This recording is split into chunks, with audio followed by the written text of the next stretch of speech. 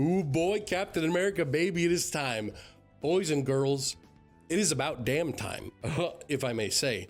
I believe Civil War, the last Captain America movie, came out in, 2016 or so? It's been a hot minute. Now, obviously, this is not the same Captain America. We had the Falcon and Winter Soldier TV show that led up to this. Right off the bat, let me just talk about the things that you probably clicked on the video for. Do you need to watch that to watch the movie? No, but you should. One of the main characters that we get in this movie is directly from the TV show.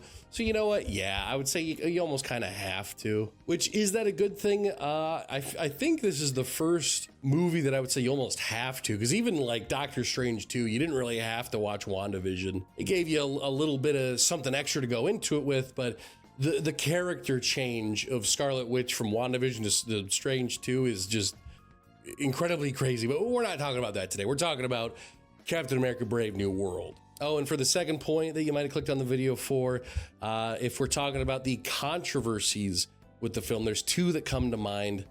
One, we have the Israeli superhero who was originally apparently supposed to be like a mutant. It was supposed to be like an X-Men sort of thing going on. But now she is an ex-widow.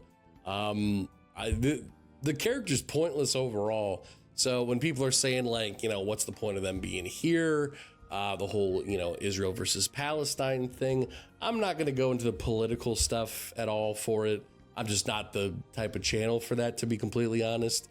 But as for the character itself, probably the worst character in the whole damn film, to be completely honest with you. But for the synopsis itself, okay, Thunderbolt Ross, as you may know, who is actually a recast, you may not know him, but he's originally from The Incredible Hulk. He has now been elected president of the United States. Let's go. Harrison Ford playing him now, who I will say, going into a little bit of the positives, Harrison Ford does an incredible job. I forget how good of an actor he is until I actually watch his stuff. I think it really just depends on the script, because there are definitely a few moments in here where you can kind of tell, just kind of looking at Harrison Ford's performance, where it's like, damn it, he's given a damn good performance.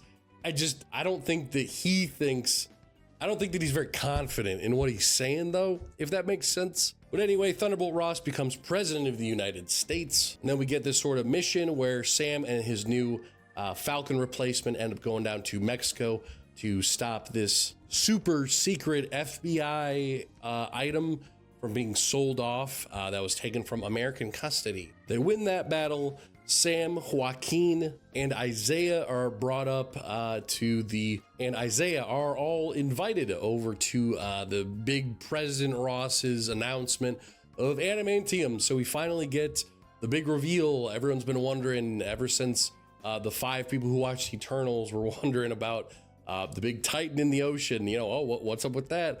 Well, it's answered here. Adamantium, the first mention of that in the MCU. Woohoo, there you go. What do you guys think of adamantium? Pretty cool. Anyways, the big issue with adamantium is that every country wants it for themselves, but President Thunderbolt Ross is trying to distribute it evenly to all the different countries. So that's what this big meeting is all about. And then out of nowhere, Isaiah, who was, that original, actually you wouldn't know this unless you, again, watch the show, although they do explain it briefly. Isaiah was the original, Model 1 Captain America. And then after his missions were done, they basically threw him in jail. So he got kind of cucked by the US. After him, Sam and Joaquin were invited. Isaiah starts tripping out. He starts firing bullets at Ross. He is arrested. Everyone's wondering what the hell's happening. And then we get our first reveal of the Israeli superhero girl ex-widow thing. And her character's just very odd. Okay, I'm not going to go through the entire plot. I'm going to kind of skip through it a little bit. Essentially, from this point, we have this whole investigation where Sam thinks Isaiah, he was brainwashed, obviously. He looks at a videotape. It shows that he's literally staring at his phone. It's flashing in his face. So yeah, but then we have the Israeli superhero girl. Okay, Ruth is her name. She's like, I don't believe you. And then 5 seconds later, she looks at a video and she was like, they were right. So there wasn't really a point to any of that. Ruth then goes to talk to the other people that shot at the president, only to discover that they're all currently being shot while she's looking. Sam and Joaquin end up going down to this base where we come across the leader. Yay.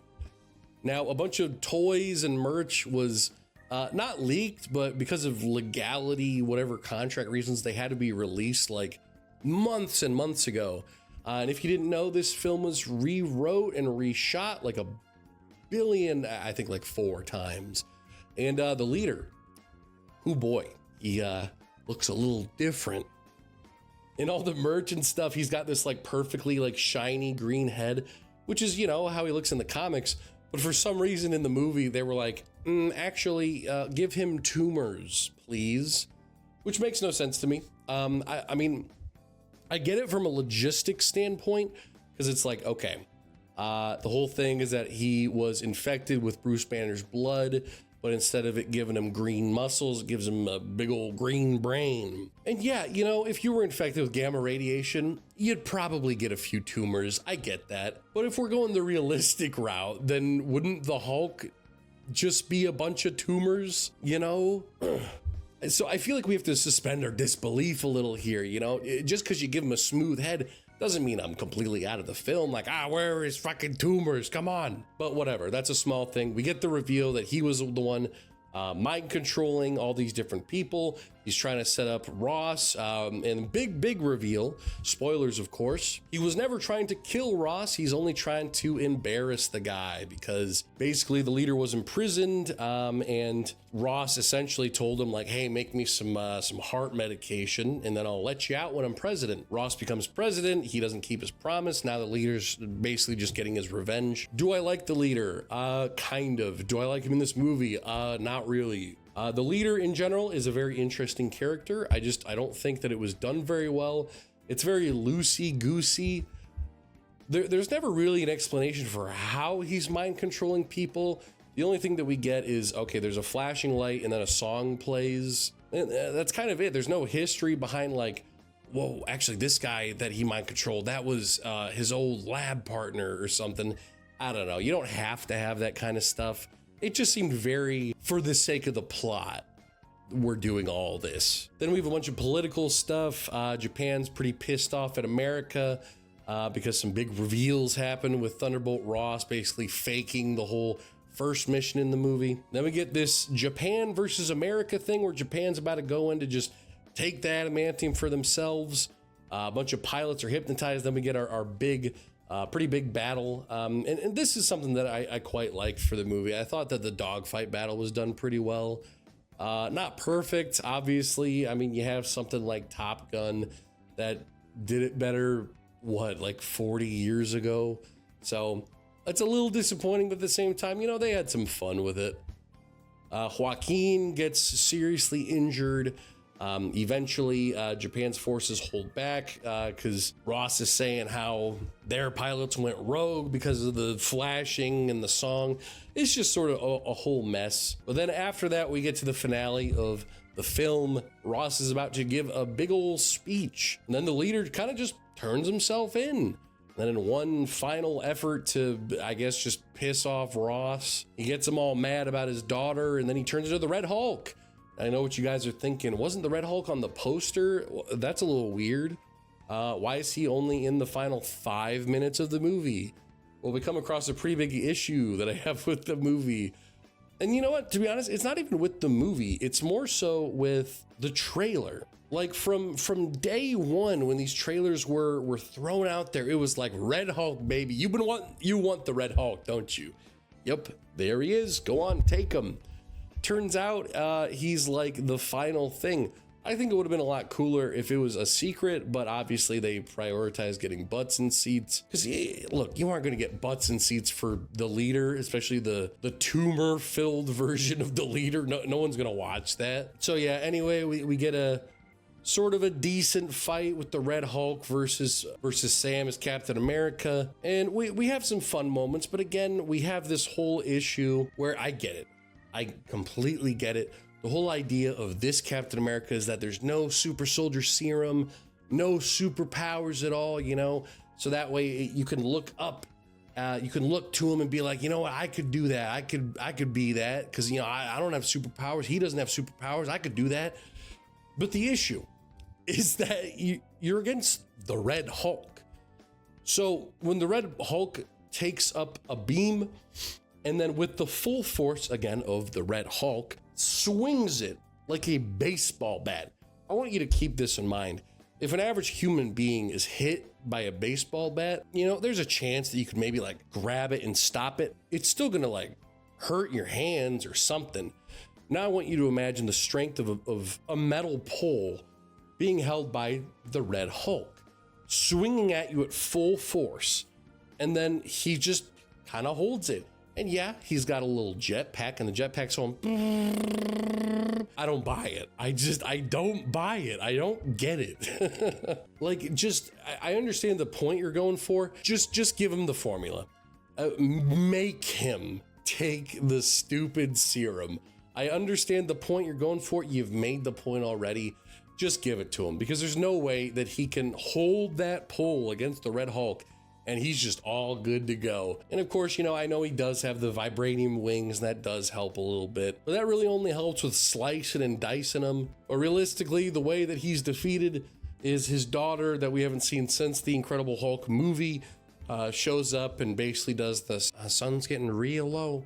Sun's getting real low. And then that's kind of it. Then he goes to jail and then we get the worst post-credit scene of all time. Basically the leader sitting in jail and he's sitting there and then Sam walks in and he goes, you're here. Yep. And then the leader looks at him and he goes, something's coming. Something. Maybe. Which, you know, it wouldn't, that would mean, it means nothing. Because throughout this entire film, all of his guesses from being the leader, from being incredibly smart, mean nothing. Like there's one part where he was like, there was an 80% probability that you would have turned around after I hurt your friend, but I was wrong. And he's wrong like it's several different points. So it's like, he's just sitting there and he's like, something is coming. And it's like, great, cool, awesome. Like, it's so annoying. So you know what? The good and the bad. The good, there's some good action here. I think the brawling style that Anthony Mackie's Captain America has is super entertaining. I just don't think Anthony Mackie has a lot of that star potential, star power. I think he's a great secondary actor. I don't know. This one is just sort of a forgettable movie. Unfortunately, it's not going to be remembered for all that long. I'm psyched to see him in the upcoming Avengers movie. I don't know if I'm super excited for that, to be completely honest. This one is just sort of a snore fest. It wasn't really all that important. Ruth, that character, was incredibly pointless. A lot of characters just do things and it's forgotten about 5 seconds later. Joaquin's character gets hurt, and that's kind of brushed over really quick. We have this Commander Dennis character. He's murdered. I kind of forgot about that entirely. Overall, it's just a very disappointing movie. It's not a bad movie by any means. I think it's just average. I think it is an incredibly average movie. I think critics are way too hard on it, but I do think that this deserves some sort of scrutiny. I'm gonna have to give it a solid 5, a 5 out of 10. For being perfectly mediocre. Is this something I would watch again? Yeah, honestly, I would. If I was watching every MCU movie in order. Would I watch it out of the blue? Am I ever going to be like, I need to watch that again? No, absolutely not. So yeah, no, it's an average movie. But anyway, guys, I will see you for Thunderbolts, which I think looks a little better. So I'll see you guys then. Ta-ta.